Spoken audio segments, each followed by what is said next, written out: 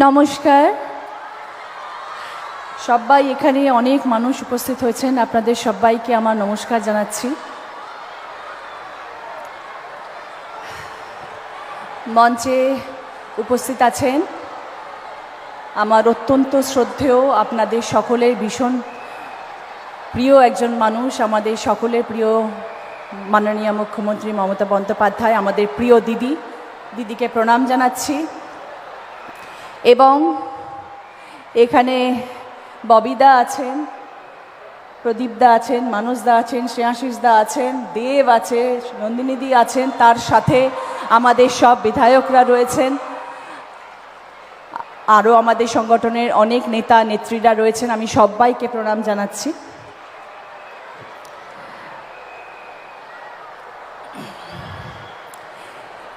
সবাই ভালো আছেন তো? ওকে, আপনাদের সবাইকে আজকে এখানে একত্রিত হয়ে পেলাম, সেই জন্য খুব খুশি। আজকের এই সমাবেশ প্রমাণ করে তৃণমূল কংগ্রেসের ওপর আপনাদের ভালোবাসা, বিশ্বাস এবং আস্থা 100 আছে। দিদির প্রতি শ্রদ্ধা 100 আছে। সাংগঠনিকভাবে রাজনীতির মঞ্চে যত সময় যাচ্ছে তৃণমূল কংগ্রেসের দল তত শক্তিশালী হচ্ছে। এই এত মানুষের ভোট যদি বাক্সে পড়ে, তাহলে হুগলি জেলার জয় তো হবেই, সারা বাংলায় জয় জয়কার হবে।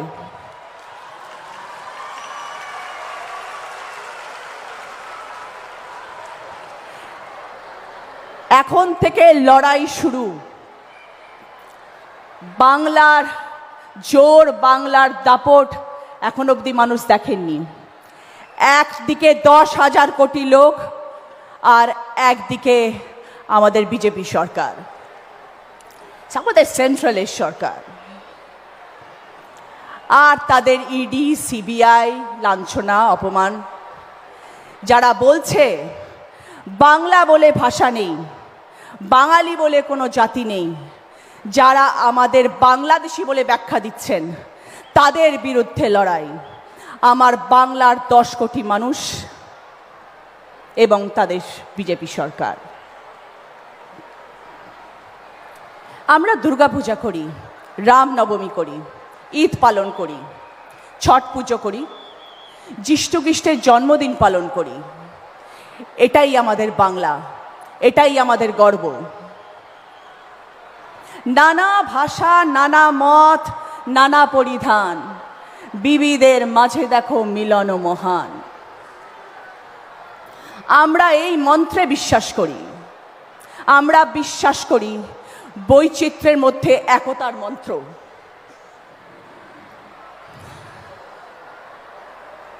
আমরা লড়ব সবাই মিলে, এইটুকু জায়গাও আমরা ছাড়ব না।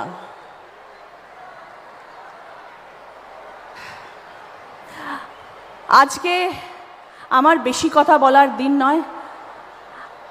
আজকের পরে বারংবার আপনাদের সঙ্গে দেখা হবে। আমি আপনাদের সাংসদ, আমি সবসময় আপনাদের পাশে আছি, আপনাদের সাথে আছি, আপনাদের জন্যে আমি আছি। যখন যেখানে যেই সময় চাইবেন সেই সময় আপনাদের সাংসদকে আপনারা আপনাদের পাশে পাবেন। আজকে আমরা দিদির কথা শুনতে এখানে এসেছি। দিদির কথা শুনবো, দিদি যা আমাদেরকে বলবেন সেটা আমরা অক্ষরে অক্ষরে পালন করব এবং সেইভাবেই কাজ করব। কিন্তু ছোট্ট একটা কথা বলবো, 2011 সাল তৃণমূল কংগ্রেসের আসন হলো 184। সব বিরোধী দল পিছনে লেগে গেল, মানুষকে ভুল বোঝানো শুরু করলো। 2016 সাল তৃণমূল কংগ্রেসের ভোটের সংখ্যা গিয়ে দাঁড়ালো 211। বিরোধীরা আরও খেপে গেল, মানুষকে নিপীড়িত, লাঞ্ছিত, অত্যাচারের মাত্রা বাড়িয়ে দিল। 2021 সাল তৃণমূল কংগ্রেসের ভোট গিয়ে দাঁড়ালো 215। আর এখন এসেছে 2026। বুঝতে পারছেন তো কি হতে চলেছে? রেকর্ড হবে, রেকর্ড রেকর্ড ভোটে জয়ী হবে তৃণমূল কংগ্রেস। আবার আসছেন আমাদের মুখ্যমন্ত্রী মমতা বন্দ্যোপাধ্যায়, দিদি আমাদের নেত্রী, অভিষেক বন্দ্যোপাধ্যায় আমাদের নেতা, তৃণমূল কংগ্রেস আমাদের কর্মী, আর আপনারা হচ্ছেন আমাদের ভগবান, আমাদের স্তম্ভ, আমাদের শক্তি। আপনারা হচ্ছেন সেই মানুষ, সেই শক্তি। मुद्दे लाख बुरा चाहे तो क्या होता है, वही होता है जो मंजूर खुदा होता है।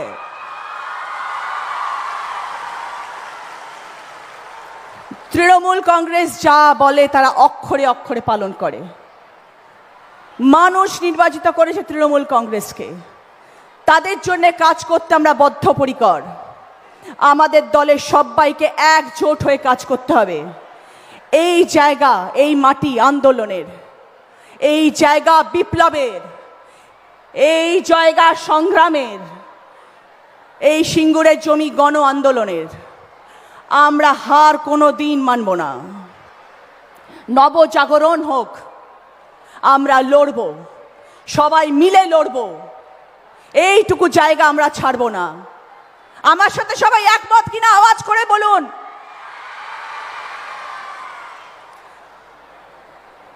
সবাইকে অসংখ্য ধন্যবাদ। সাথে থাকবেন, পাশে থাকবেন। আগামী 3 মাস আমাদের জন্য ভীষণ ভীষণ ইম্পর্টেন্ট। সকলের সাথ চাই। আমি আছি আপনাদের সাথে। আমি আজকে কথা দিয়ে যাচ্ছি এই মঞ্চে, আগামী 3 মাস প্রতিটি অঞ্চলে, প্রতিটি ওয়ার্ডে, প্রতিটি বুথে যেখানে আপনারা রচনা বন্দ্যোপাধ্যায়কে চাইবেন সেখানে আপনারা আমাকে পাবেন। যতদিন না ভোট শেষ হচ্ছে আমি আপনাদের সাথে আছি, আমি আপনাদের পাশে আছি। নমস্কার। প্রথমে আমি ধন্যবাদ জানাতে চাইবো আমাদের মাননীয় মুখ্যমন্ত্রী দিদিকে আমাকে এত সুন্দর দিনে এখানে নিয়ে আসার জন্য। থ্যাংক ইউ দিদি, থ্যাংক ইউ সো মাচ।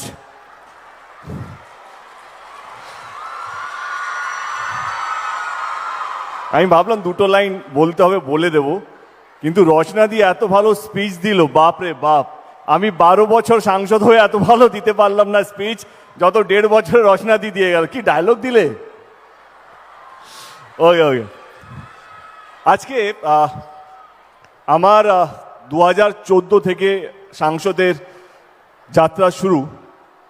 2014 এবং আজকে 26, এই 12 বছরে আজকে দিনটা হচ্ছে আমার সবচেয়ে বড় দিন দেব সাংসদ হিসেবে।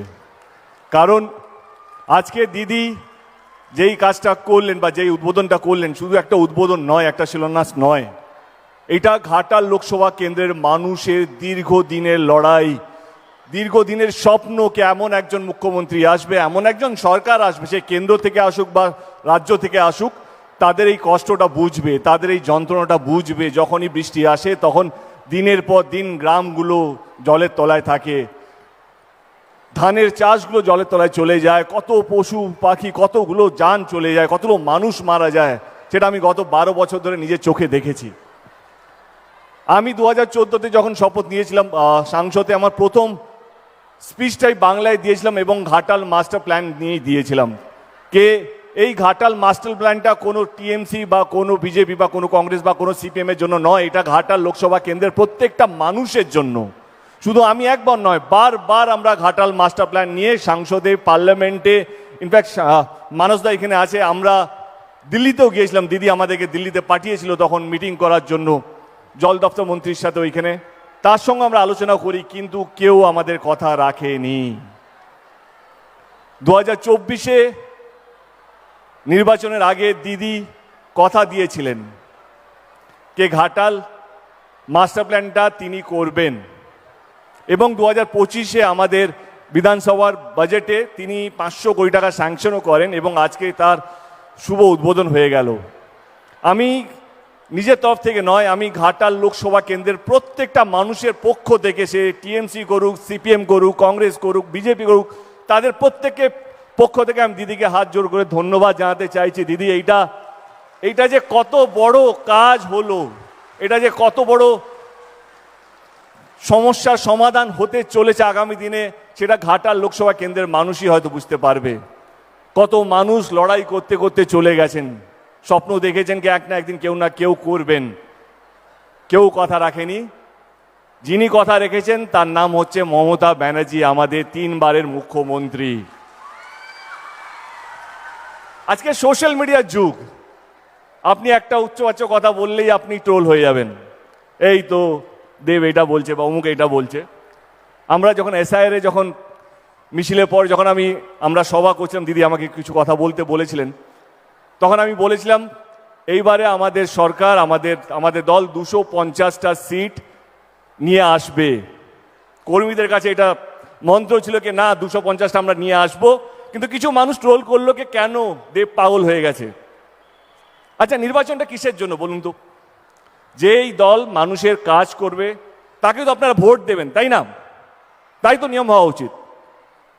যেই সরকার কথা দিয়ে ভোটের আগে কথা দিয়েছে, ভোটের পর সেই কথাগুলো রাখছে, তাই তো ভোট পাবে, তাই না? আজকে আমি আমার দলের পক্ষ থেকে বলছি না, একদম সাধারণ মানুষ হিসেবে বলছি। আমারও গ্রাম ঘাটাল লোকসভা কেন্দ্রের মধ্যে আছে, আমার মামা বাড়ি, আমার দেশে নিজের বাড়ি কেশপুরে, আপনারা সবাই জানেন। আমাদের জেঠু সিপিএম করতো, আমি তারও হয়ে বলছি কে অ্যাটলিস্ট কেউ তো কথা রাখলো। 1959-এ মানসিং কমিটি একটা প্ল্যানের নাম দেয়, সেই প্ল্যানটা ছিল ঘাটাল মাস্টার প্ল্যান। এই ফাইলটা প্রত্যেকটা দপ্তর, প্রত্যেকটা সরকারের প্রত্যেকটা টেবিলে ছিল, কিন্তু কেউ এই ফাইলটা পাস করেনি। যিনি পাস করেছেন তার নাম হচ্ছে মমতা ব্যানার্জি। এবারে যেই দল যে কথা দিয়ে কথা রাখে, সে কেন জিতবে না? তাকে তো জেতানো উচিত। সে শুধু ভোট নিয়ে চলে যায়নি, সে আপনাদের পাশে থেকে আপনাদের কথা দিয়ে কথা রেখেছে।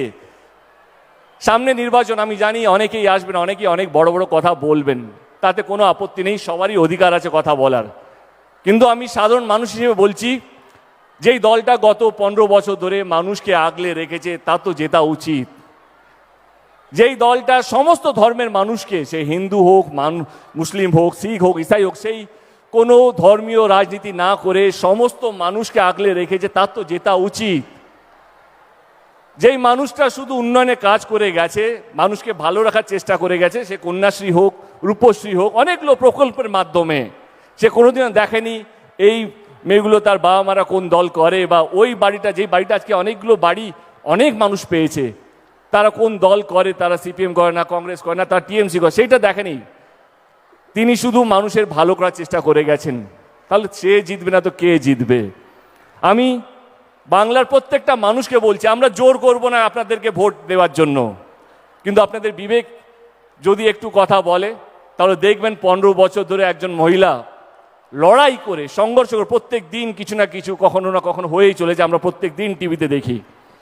সেই মহিলা গত 15 বছর ধরে লড়াই করে নিজের জন্য নয়, বাংলার মানুষকে এক এবং ভালো রাখার চেষ্টা করে গেছে। যদি জেতে, তো আমার মনে হয় এরকম মানুষেরই জেতা উচিত। আজকে আমার দিন নয় বেশি কথা বলার, আজকে আমার গর্বের দিন, আজকে আমার ভালো লাগার দিন। কারণ ঘাটাল লোকসভা কেন্দ্রে, যেটা একটু আগেই বলছিলাম, কে দীর্ঘদিনের কষ্ট, দীর্ঘদিনের আবেগ, দীর্ঘদিনের চাওয়া, দীর্ঘদিনের পরিশ্রম, সেটা হচ্ছে ঘাটাল মাস্টার প্ল্যান, যেটা আজকে শুভ উদ্বোধন করলেন আমাদের মাননীয় মুখ্যমন্ত্রী। আমি আবার ঘাটাল লোকসভা কেন্দ্রের প্রত্যেকটা মানুষের তরফ থেকে দিদিকে হাত জোড়ো করে ধন্যবাদ জানাচ্ছি, এবং অভিষেক ব্যানার্জিকেও ধন্যবাদ জানাচ্ছি, কারণ 2024-এ তিনিও কথা দিয়েছিলেন, তিনিও কথা রেখেছেন। Thank you so much. বেশি সময় নেব না, ভালো থাকবেন এবং সবাইকে ভালো রাখবেন। অসংখ্য ধন্যবাদ। Thank you.